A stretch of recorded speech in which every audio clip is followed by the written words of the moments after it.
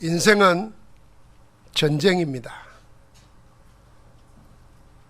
온갖 명분을 내세워 탐욕을 확장하는 세상 전쟁과는 달리 결국 혼자 치르는 전쟁이 인생 전쟁입니다.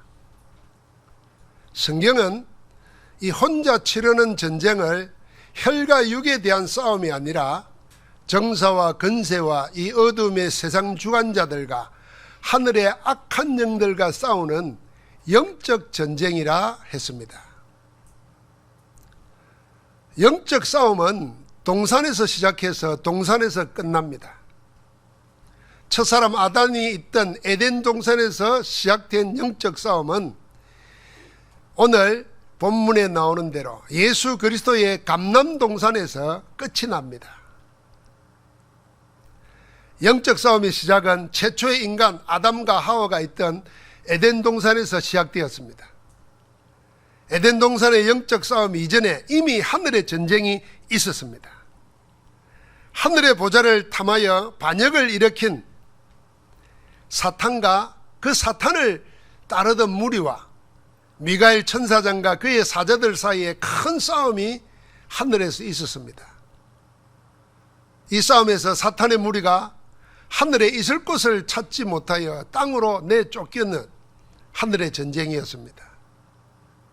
범죄하여 하나님의 면전에서 추방당한 후 공중의 권세를 잡은 사탄이 에덴 동산에 나타나 하나님의 형상으로 지음받은 인간과는 또 다른 전쟁이 에덴 동산에서 시작된 겁니다. 사탄의 은밀한 속임수인 유혹은 창세기 3장 1절부터 5절에 구체적으로 나타나 있습니다. 이 사탄은 피조물 중에 가장 강귀한 뱀을 이용하여 인간에게 접근합니다. 그리고 이렇게 속삭입니다. 하나님이 참으로 너희에게 동산 모든 나무의 열매를 먹지 말라 하시더냐. 그러면서 하나님의 말씀의 근본적인 의문을 은근히 제시합니다. 하나님은 동산에 있는 모든 나무의 열매를 먹되 동산 중앙에 있는 생명나무의 열매는 먹지 말라. 먹는 날에는 반드시 죽으리라 그랬는데 사단은 바꾸었습니다. 모든 나무 열매를 먹지 말라 하더냐 이렇게 속였습니다. 하나님은 최초의 인간에게 동산에 있는 모든 나무 열매는 임의로 먹되 동산 중앙에 있는 나무 열매는 먹지 말라. 그걸 먹는 날에는 정녕 죽으리라 했는데 사단의 유혹을 받은 인간은 그 열매를 먹지도 말고 만지도 말고 너희가 죽을까 하노라 하여 하나님이 하신 말씀 그대로를 말하지 않고 자기 생각을 덧붙여서 희석시켜 말했습니다. 정녕 죽으리라 그랬는데 죽을까 하노라 이랬다는 거예요. 말 바꾼 겁니다. 그때부터 아마 사람들은 말 바꾸는데 천재인가 봐요. 받은 말씀 그대로 붙잡으면 되는데 그 말을 내 수준에 맞게끔 맞추니까 문제가 자꾸 커지는 겁니다. 이렇게 인간은 사탄이 던진 유혹의 미끼에 걸려들었습니다. 사탄은 이것을 빌미 삼아 달콤한 미래를 가장되게 제시하며 유혹합니다. 너희가 결코 죽지 않으리라. 하나님은 죽는다 그랬는데 결코 안 죽는다 그럽니다. 너희가 그걸 먹는 날에는 너희 눈이 밝아져 하나님과 같이 되어 선악을 알 줄을 하나님이 아심이니라. 한마디로 말하면 인간을 보고 하나님이 된다고 속인 겁니다. 하나님의 형상으로 하나님과 함께하며 하나님의 뜻을 행하며 살도록 지음받은 사람으로 하여금 하나님이 필요 없는 네 자신이 하나님이 된다고 거짓말로 유혹했습니다. 지음받은 인간이 창조주 하나님같이 하나님이 된다는 말을 속아 넘어갔습니다.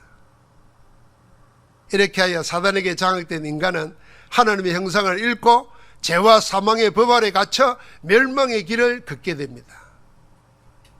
하나님께 함께하는 에덴의 축복을 잃은 채 오로지 자기 중심, 이게 창세기 3장의 문제 아닙니까?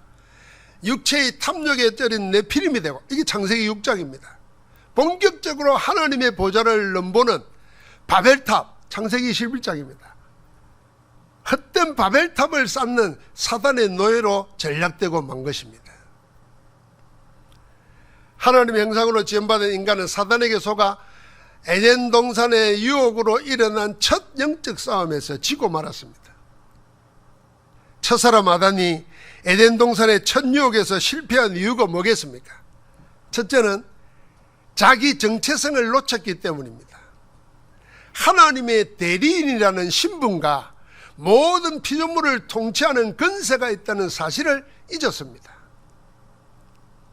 첫사람 아담은 가장 강교하지만은 피조물에 지나지 않는 뱀의 유혹에 귀를 기울일 것이 아니라 뱀을 다스림으로 사단의 관계를 꺾어야 했습니다.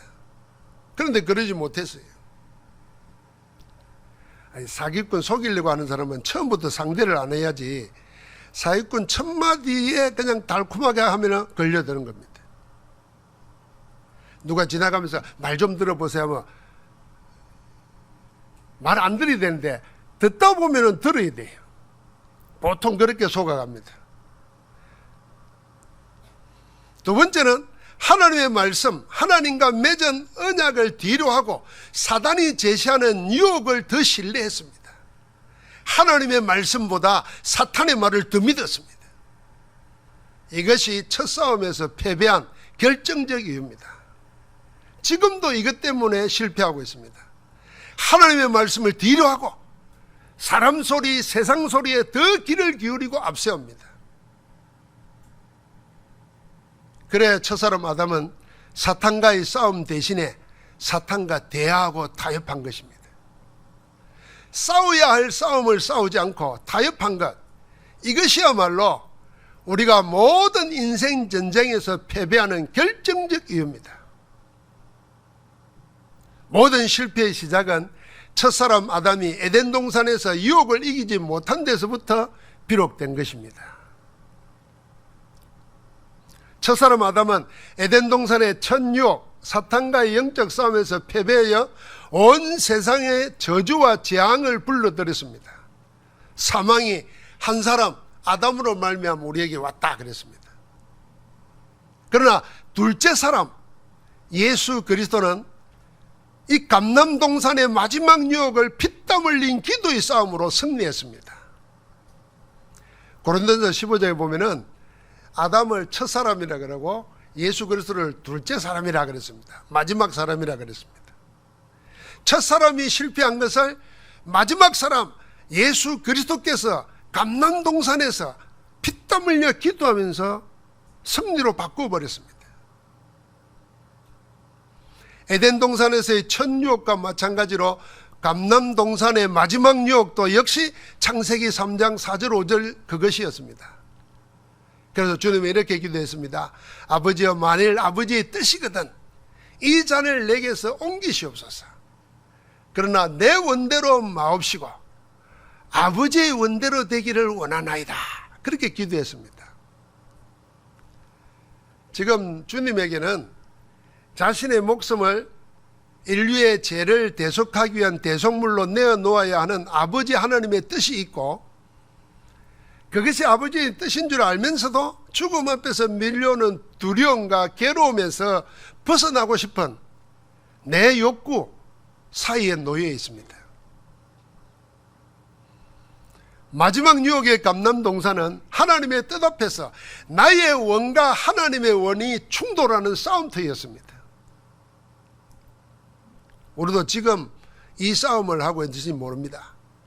하나님의 말씀, 하나님의 소원이 뭔지를 알면서도 자꾸만 내 상황, 내 형편, 내 수준을 보고 타협하려고 하는 이 둘의 싸움입니다.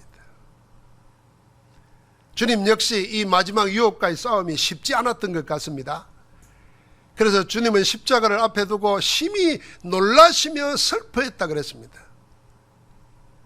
그 마음이 매우 고민하여 죽게 되었다고 마태복음 26장 38절, 마가복음 14장 33절에 그렇게 기록되어 있습니다. 그래서 제자들을 데리고 같이 동산에 오르셨고 제자들에게 깨어있어 기도하라고 부탁하고는 돌을 던질 만큼 나아가서 기도하기 시작했습니다. 첫사람 아담은 에덴 동산의 첫 유혹에서 패배했지만은 주님은 감람 동산에서 마지막 유혹에서 승리했습니다. 승리한 이유가 어디에 있습니까? 첫째로요, 마지막 유혹 앞에 아담처럼 대하거나 타협한 게 아니라 주님은 싸움을 택했습니다. 주님이 싸우는 방식은 주먹으로 우격다짐하는 게 아니고 기도로 싸우는 것입니다. 주님은 기도로 유혹과 맞서 싸움했고 그래서 승리했습니다. 둘째로 주님의 기도는 하나님의 뜻 앞에서 나의 원을 내려놓고 하나님의 원대로 되기를 구하는 기도였습니다. 주님은 똑같은 말씀의 기도를 3번 했습니다. 마태복음 26장에는 동일한 말씀으로 3번째 나가 할 정도로 똑같은 기도했습니다. 그 기도가 뭐냐면 하나님의 뜻을 알아요. 당신을 대속물로 해서 인류를 구원하고자 하는 하나님의 뜻, 그게 곧 나는 죽음으로 제물로 들어져야 된다는 겁니다. 그런데 내 육신의 욕구는 자꾸 살고 싶은 거예요. 벗어나고 싶은 거예요. 근데 그걸 하나님의 원대로 되기를 원합니다 하고 내려놓은 겁니다. 하나님의 뜻 앞에서 나를 내려놓고 하나님의 원을 구한 주님의 기도가 진짜 기도가 뭔지를 보여줍니다. 이 기도가 하나님 나라가 임하는 기도요, 이 기도가 사탄을 무릎 꿇게 하는 기도요, 이 기도가 천사가 내려와 힘을 다하는 기도였습니다. 감람동산에 지금 무슨 일이 일어났냐면요, 하나님 나라가 임하고 하나님 나라의 일이 일어나고 있습니다. 하늘에서 천사가 내려와 기도하는 주님에게 힘을 다하시더라 그랬잖아요. 그러니까 천사가 더하는 힘을 얻고는 주님이 어떻게 합니까? 더욱더 힘쓰고 애써 기도하기 시작했습니다. 어느 정도요? 피땀 흘리면서까지 기도합니다. 여러분, 이 감람동산에 하나님 나라가 임한 거예요. 하나님 나라의 일이 일어난 겁니다. 그래서 주님이 부활하시고 난 후에 40일 동안 제자들을 불러 모아가지고 40일 동안 하나님 나라의 일을 말했는데 거기가 어디냐면 이 승리하신 감람동산이었습니다.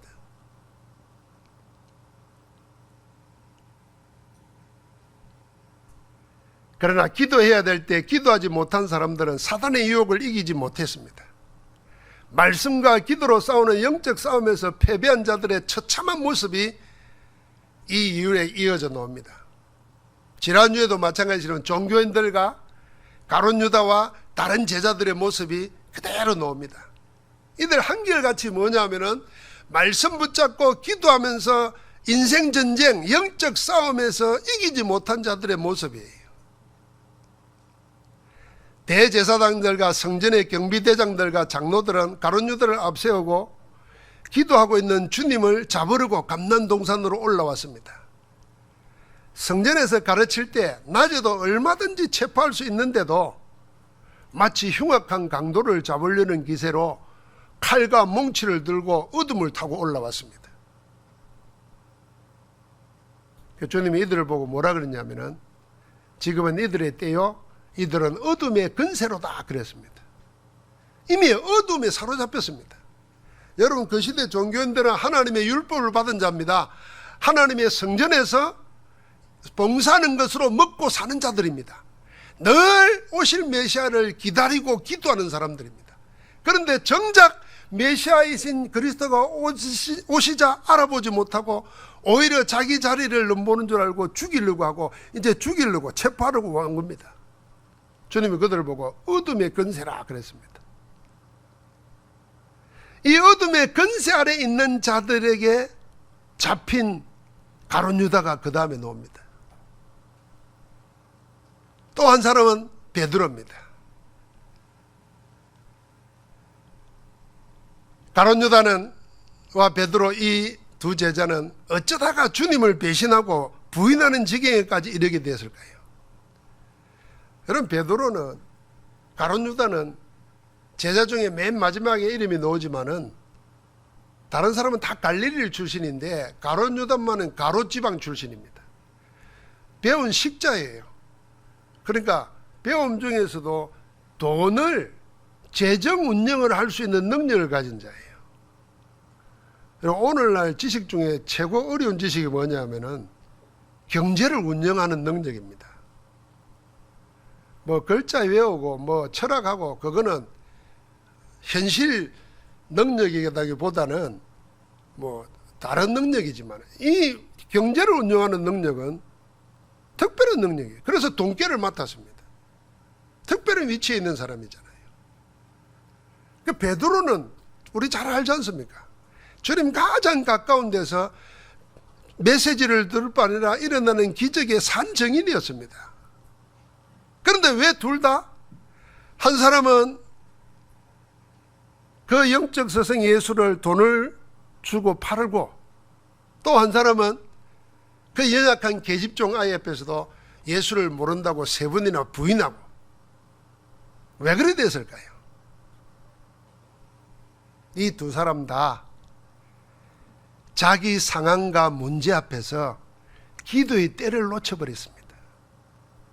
기도해야 될 때 기도하지 못했기 때문에 자기들의 어마어마한 경험도 있고 적응할 것도 있는데도 못 이긴 것입니다. 가룟 유다는 종종 주님이 하는 가르침과 행동을 이해할 수 없었습니다.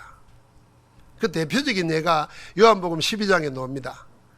나사로 집에 들어가 있을 때에 그 누이 마리아가 순전한 나드 향료를 가지고 와가지고 예수님의 발에 붓고는 자기 머리카락으로 예수님의 발을 닦아주잖아요.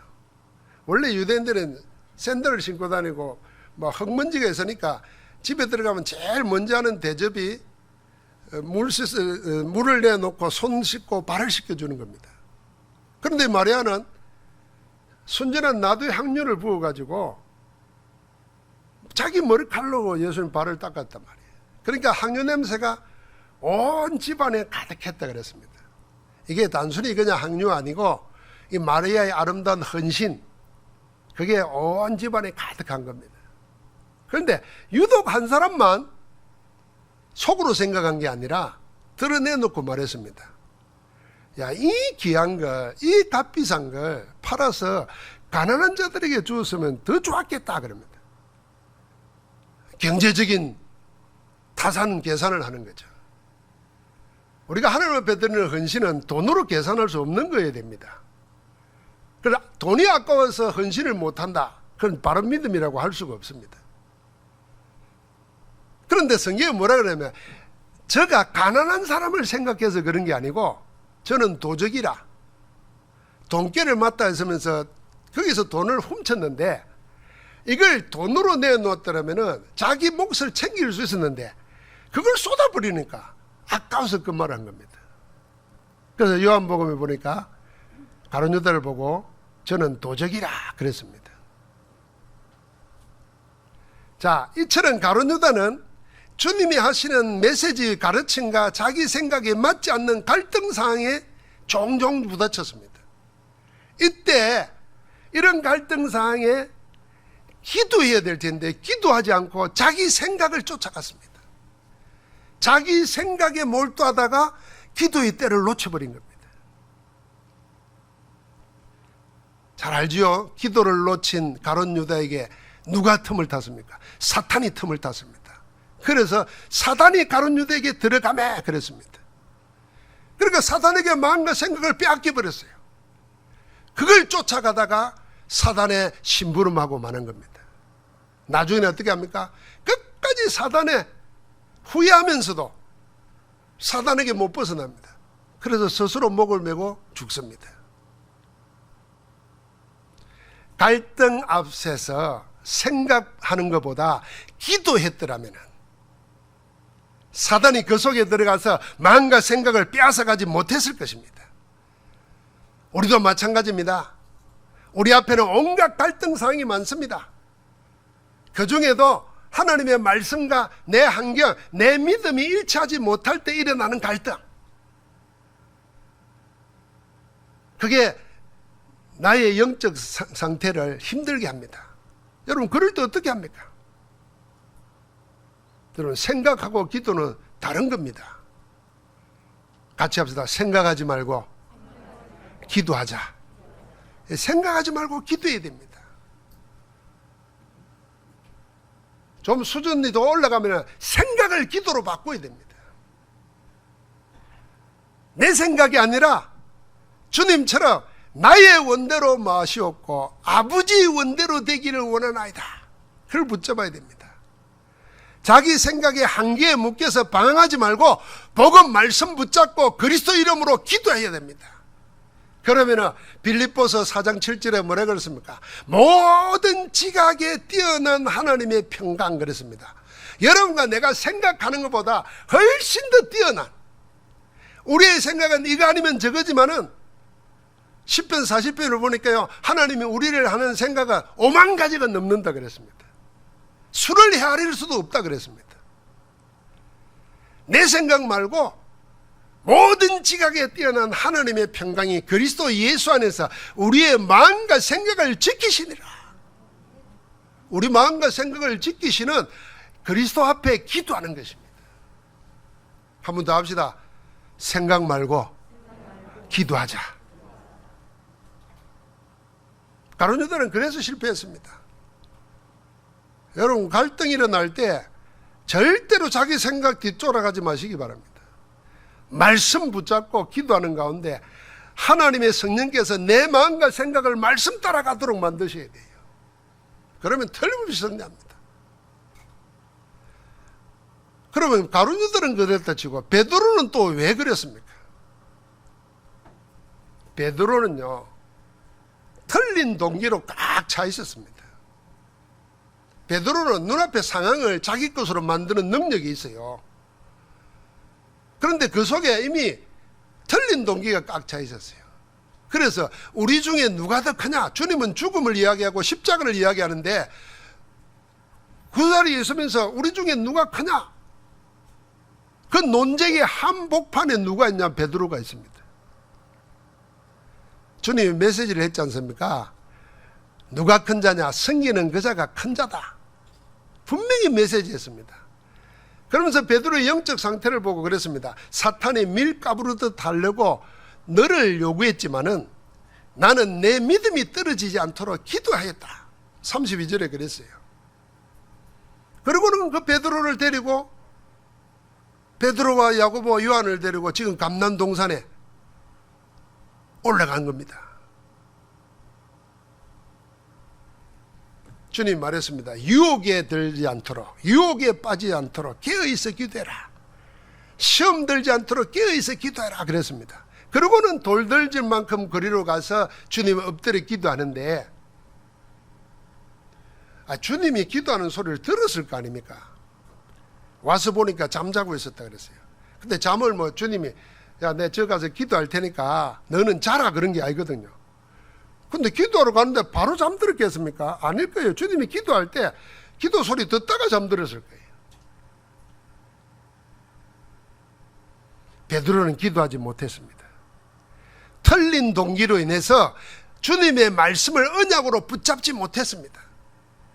언약의 말씀이 없으니까 기도해야 될 때 기도할 힘이 없습니다. 여러분, 말씀이 없으면, 말씀의 능력이 없으면 기도해야 될 때 기도하면 된다 하는데도 기도할 힘이 안 생긴다니까요. 그래서 밀려오는 육체의 피곤을 이길 수가 없었습니다. 살아가면서 고단한 육체를, 고단한 삶을 이길 힘이 없습니다. 주님은 피땀 흘려 기도하시는데도 함께 기도하지 못하고 잠에 떨어졌습니다. 주님이 와서 깨울 때까지 계속 잠자고 있었습니다. 기도해야 할 때 기도하지 못한 베드로는 이후에 쏜살같이 진행되는 주님의 고난의 여정에 함께할 수 없었습니다. 그래서 주님이 체포되어 갈 때 다른 제자들은 다 도망갔지만은 그래도 양심이 있었는지 멀찍이 뒤를 따라갑니다. 그러고 그 제사장의 집 안에까지 들어가서 주님이 잡혀서 재판받는데 뒤돌아가지고 불 쪼이면서 그 하속들 종들 사이에 있었습니다. 불은 이리 쪼고 있었지만 눈은 어디로 갔겠어요? 하늘 주님께 가 있었겠지. 그런데 그 잘 아는 대로 종들, 계집아이 돌아가면서 무슨 이 사람은 저 예수와 같이 있던 자다. 그러니까 오늘 말씀 안 읽었지만은요, 베드로가 3번 부인하기 전에 이렇게 말합니다. 이 사람아, 이 사람아, 이 사람아, 이런 말을 3번이나 합니다. 자기에게 너도 예수와 한패다 이런 말할 때마다 극구 부인하는데 이 사람아, 나는 아니다 이런. 마지막 그 말 떨어지고 하는 중에 달기 울었습니다. 달기 울 때 뭔 생각났습니까? 네가 달기 3번 울기 전에 네가 나를 부인하리라는 주님의 말씀이 그때에 생각났습니다. 틀린 동기로 꽉 차 있으면요, 내가 하나님의 원하는 거 아니고 다른 것으로 각 내 생각, 내 중심, 내 방식이 꽉 차 있으면요, 말씀이 안 들어옵니다. 그래서 좀 머리 좋은 사람은요, 말씀을 내 식으로 자꾸 바꿉니다. 이 사단이 첫 번째 유혹했던 것처럼. 그러고는 이미 내게 맞춘 말씀은 하나님의 말씀이 아닙니다. 그건 내 말이지. 내 말은 항상 내 욕심의 표현이든지 내 속에 감춰있는 영적 문제의 표출입니다. 그 역사하면 큰일 나요. 죽어요.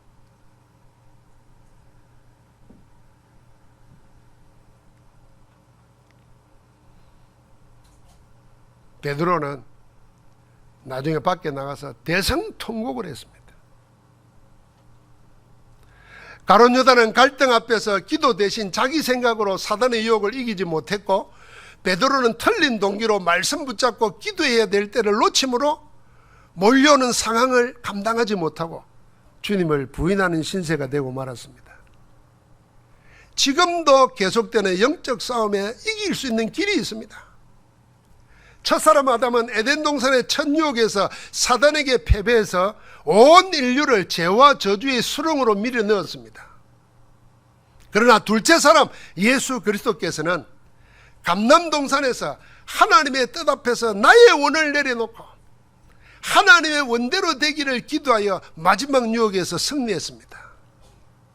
온 인류를 굴레 씌우고 있던 동산의 유혹을 그리스도께서 자신을 아버지 하나님께 굴복시킨 기도로 패배시켜 버렸습니다.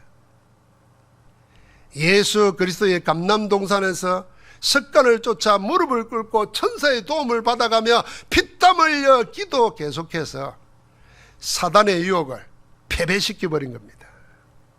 꺾어버렸습니다. 여러분, 우리 여기서 마지막 유혹을 이기신 감람동산의 주님의 기도를 통해서 인생 전쟁을 살아가는 우리, 영적 싸움에서 이기는 기도를 배우게 됩니다. 첫 번째는요, 주님은 기도의 습관을 따라 기도했습니다.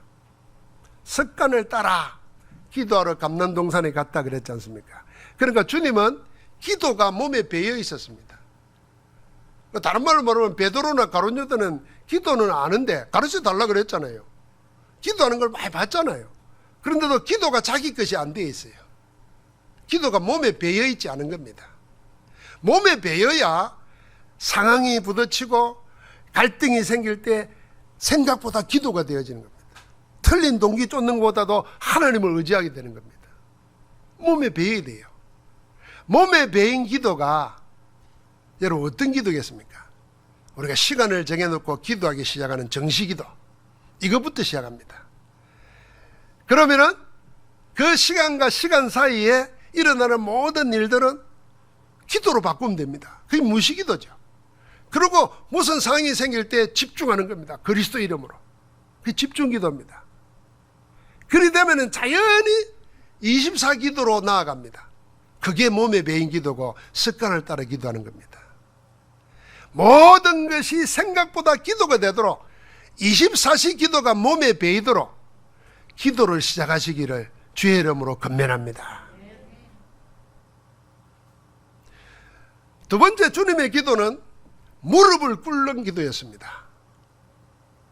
이 육체적으로 겉모양으로 무릎 꿇고 기도하는 것이 아니라, 그런 무릎 꿇음이 아니라 하나님의 뜻 앞에서 자기를 무릎 꿇리는 중심의 기도였다, 그 말입니다.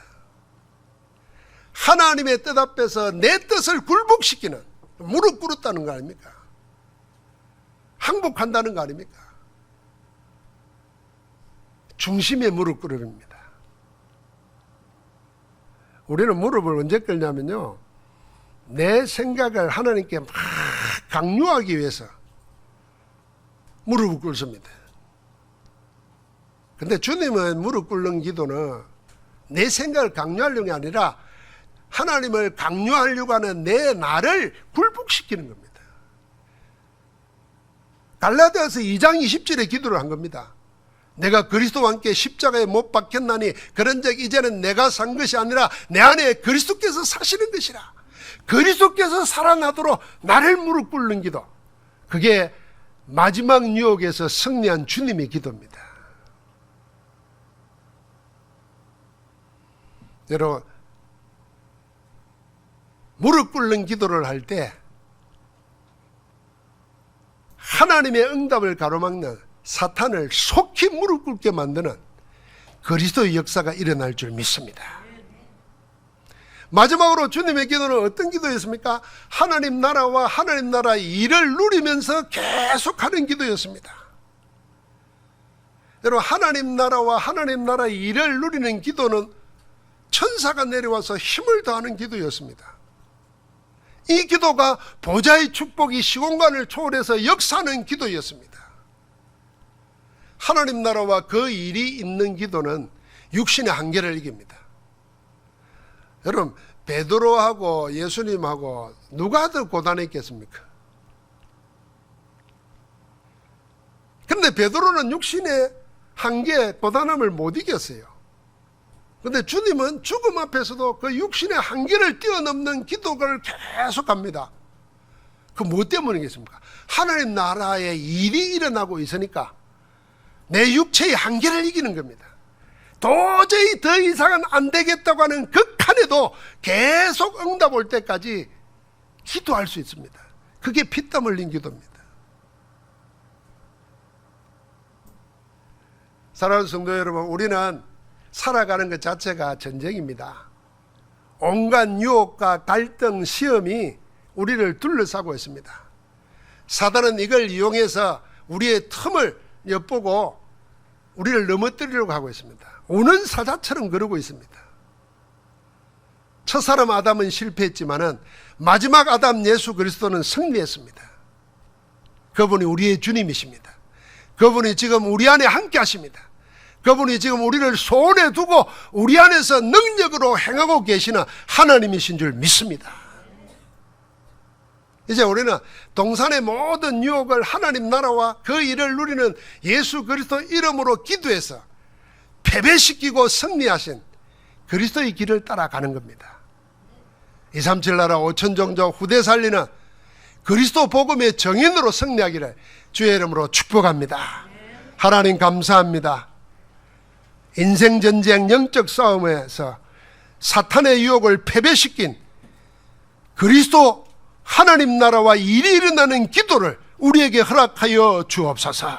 생각보다 기도하게 하시고 말씀 붙잡고 그리스도 이름으로 기도하다가 하나님 나라의 일을 보는 축복의 증인들 되게 하옵소서. 주 예수 그리스도 이름으로 기도하옵나이다. 아멘.